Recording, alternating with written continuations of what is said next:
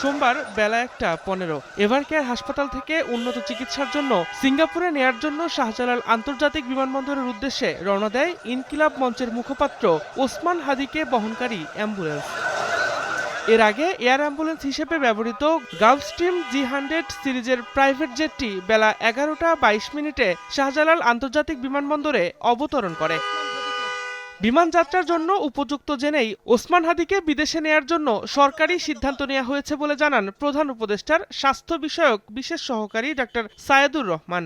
Air ambulance টিমের সঙ্গে teleconference করা হয়েছে, তারা নিশ্চিত করেছেন এবং এখন আমরা আশাবাদী যে তাকে অন্তত পক্ষে আমরা সিঙ্গাপুর জেনারেল হাসপাতালে, আপনারা জানেন এই অঞ্চলের মধ্যে নিউরোসার্জারিতে সবচেয়ে ভালো সেন্টার, এখন আমরা শুধুমাত্র হাদির জন্য দোয়া চাইব।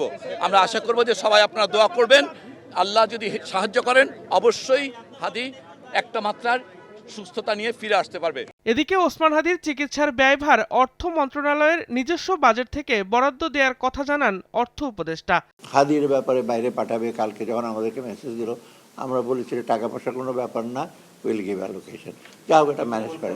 লাকিলি অর্থ মন্ত্রণালয় তাদের নিজস্ব বাজেট থেকে দিচ্ছে, পরে হয়তো অর্থ আমরা হিসেব করবো, তো এই ব্যাপারে কোনো দ্বিধা ছিল না।